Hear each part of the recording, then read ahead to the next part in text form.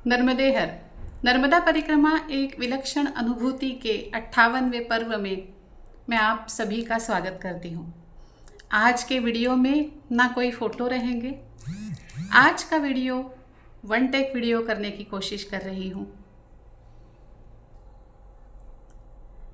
क्योंकि ये हो रहा है कई दिनों से वीडियो बनाने की कोशिश करती हूँ, कुछ ना कुछ काम आ जाता है और वीडियो बन ही नहीं पाता। वीडियो बनाना इसका मतलब पहले रिकॉर्ड करना, फिर उसको एडिट करना, फिर उसमें कैप्शंस लिखना, फिर जो मैं मेरे क्लिनिक की एडवर्टाइज़ देती हूँ वो एडवर्टाइज़ देना, इन सब को मिलाना, जहाँ ज़रूरत हो वहाँ म्यूज़िक देना। लेकिन इस बार इतना लेट हो चुका है कि मैं समझती हूँ कि इन सारी चीज़ों से हमें मतलब नहीं है, हमें तो मतलब है माता की कहानी से। तो इस बार का वीडियो बिल्कुल सिंपल, बिल्कुल सीधा, बिल्कुल ऐसे ही। तो पिछले पर्व में मैंने मांडू की कहानी बताई थी, मांडू का अनुभव बताया था कि कैसे हमें बादाम मिले। और तब मैंने कहा था कि अब हम महेश्वर, इसके बाद हम महेश्वर गए और महेश्वर में मैं एक ऐसी व्यक्ति से मिली जिससे मिलने के बाद मेरी ज़िंदगी बदल गई। अगर आपको याद है तो ये बात हुई थी। वो अनुभव बहुत बड़ा है। इस बार का वीडियो मैं छोटा बनाने वाली हूँ क्योंकि समय की अभी भी कमी हो रही है। लेकिन फ़ोन आ रहे हैं, ताई वीडियो नहीं टाकला, दीदी आपने वीडियो नहीं भेजा। मुझे बहुत अपराध बोध आता है जब मैं नहीं कर पाती हूँ। इसलिए अब मैंने सोचा है, फॉर्मेलिटीज़ नहीं, औपचारिकता नहीं, सीधा वीडियो, जब चाहे, जैसा चाहे, जहाँ चाहे, बैकग्राउंड की भी कोई ज़रूरत नहीं। तो ये ऐसा वीडियो बना रही हूँ, समझती हूँ कि आपको भी बाकी चीज़ों से ज़्यादा स्नेह अनुभव पर है, और इसलिए मेरे अपने लोगों से खुलकर बात करने में मुझे कोई आपत्ति नहीं है, और इसलिए बिल्कुल ऐसा वीडियो आज आपके सामने ला रही हूँ। थोड़ी देर बाद मेरी ट्रेन है, कहाँ जा रही हूँ अभी नहीं बताऊँगी, आने के बाद नया वीडियो, उसमें सब कुछ। तो मैं जिस व्यक्ति से मिली वो अनुभव मैं अभी नहीं बता पाऊँगी, लेकिन हाँ ये ज़रूर बताऊँगी कि मेरी ज़िंदगी कैसे बदल गई। आप सब जानते हैं कि मैं नागपुर की रहने वाली हूँ, मूलतः नागपुर की हूँ। आप ये भी जानते हैं कि मैं अब इंदौर में रहती हूँ, लेकिन आप ये नहीं जानते कि मैं इंदौर आई कैसे। क्या मैं अकेली इंदौर आई? नहीं, आप जानते हैं कि इंदौर में मैं मेरे परिवार के साथ आई हूँ। फिर ये कैसे हुआ? तो आज यही अनुभव बताती हूँ। जब महेश्वर में मैं जगन्नाथ धाम में महंत श्री हृदयगिरी महाराज के आश्रम में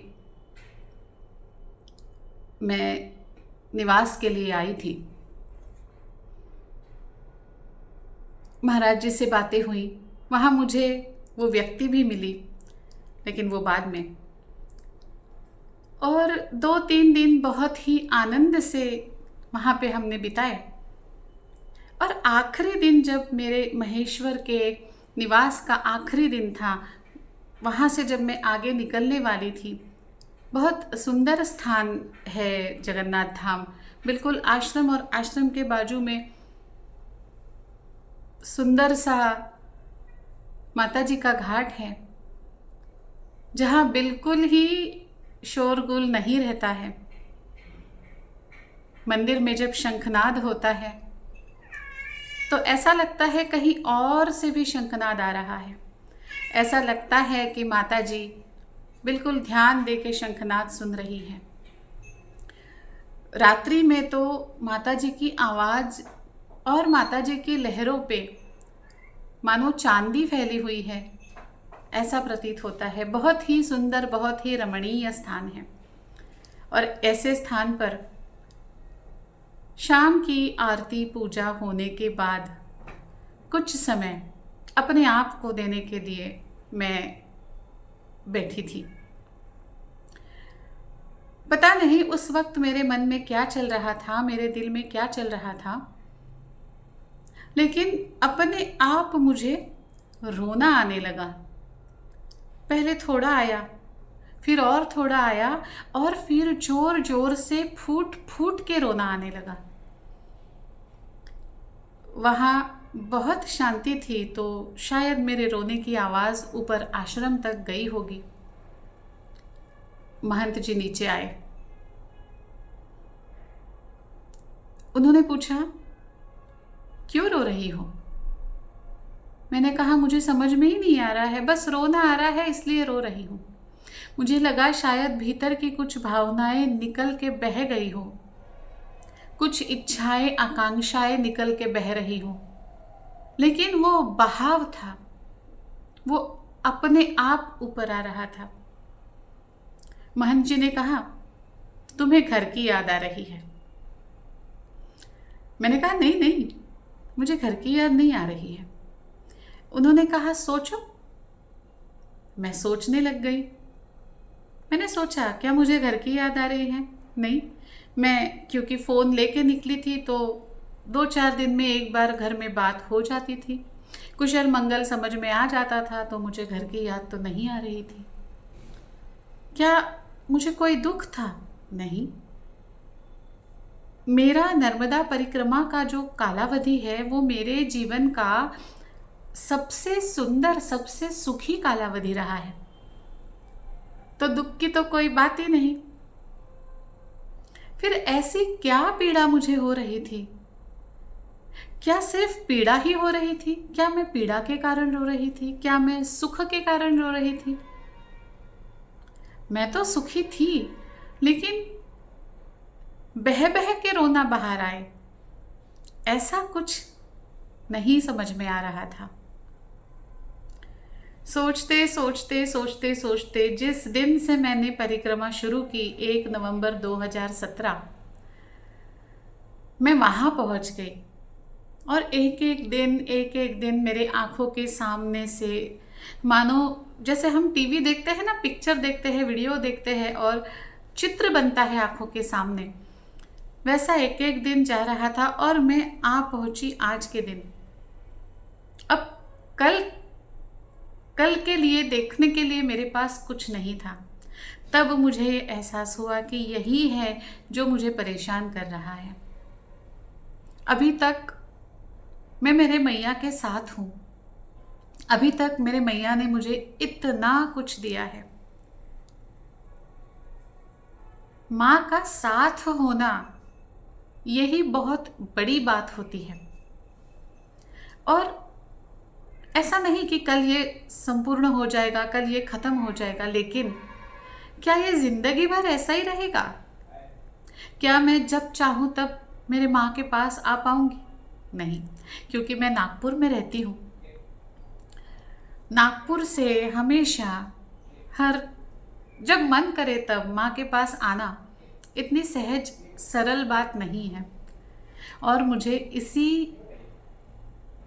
इसी विचार से मैं दुखी हो रही थी कि एक न एक दिन मेरी परिक्रमा पूर्ण हो जाएगी और मैं नागपुर चली जाऊंगी।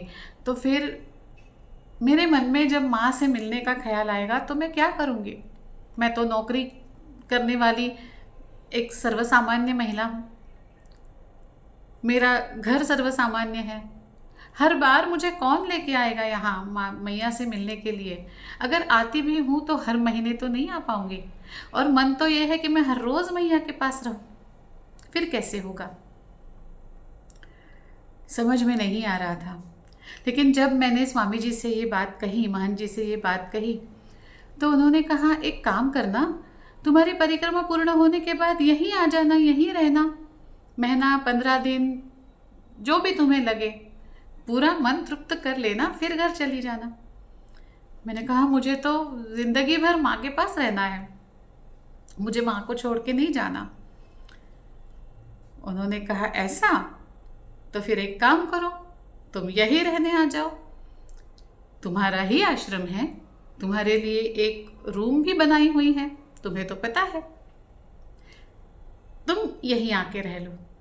मैंने कहा महंत जी ऐसे कैसे हो सकता है, मेरा घर परिवार नागपुर में है, मेरा बेटा नागपुर में है, उनको छोड़ के मैं कैसे आऊँ। तब महंत जी ने कहा ठीक है, तो उनको लेके आ जाओ। अब मैंने कहा महंत जी आप मजाक कर रहे हैं, मेरे लिए घर परिवार नौकरी ये सब छोड़ के यहाँ पे रहने के लिए कौन आएगा, आप तो बस मेरा मन बहलाने के लिए कह रहे हो। उस पर उन्होंने कहा ऐसा है, मुझे तो लगता है कि तुम यहाँ आ ही जाओगी। मैंने कहा कैसे।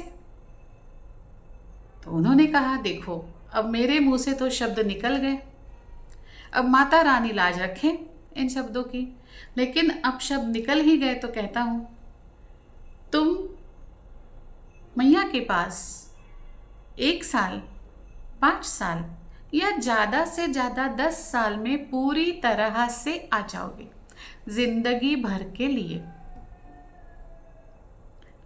सुन के तो अच्छा लगा, लेकिन ये मुमकिन नहीं था।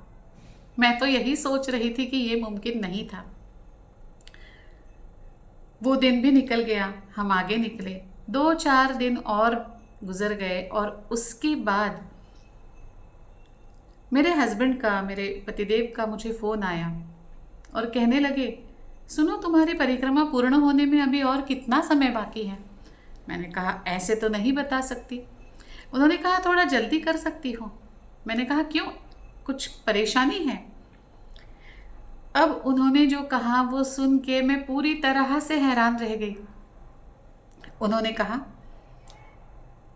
इंदौर में जो बिजनेस मेरे भाई ने शुरू किया है मैं उसे ज्वाइन करने वाला हूँ।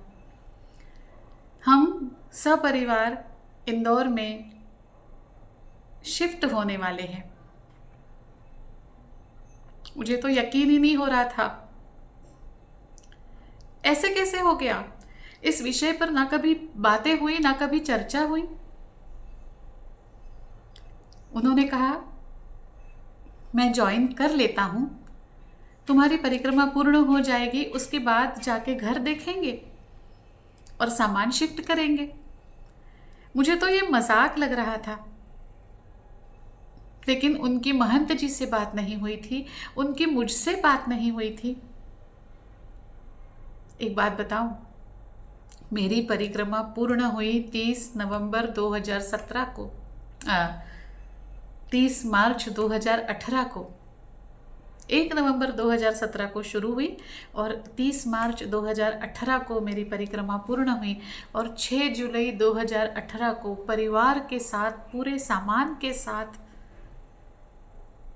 मैं इंदौर में शिफ्ट हो गई। उसके बाद 2-3 साल और बीते और आज यहाँ पे इंदौर में हमारा अपना खुद का एक घर है। नागपुर का घर हमने बेच दिया है और अब हम पूरी तरह से इंदौर में आके स्थायिक हो गए हैं। मेरे घर से माँ नर्मदा मात्र 2 घंटे की दूरी पर है। मैं कभी भी जाके मैया से मिल सकती हूँ, सुबह जाती हूँ, शाम को वापस आती हूँ। आज इतना ही ट्रेन का समय होता चला आ रहा है। अगली बार मैं उस व्यक्ति के बारे में बताऊंगी जिससे मैं महेश्वर में मिली थी।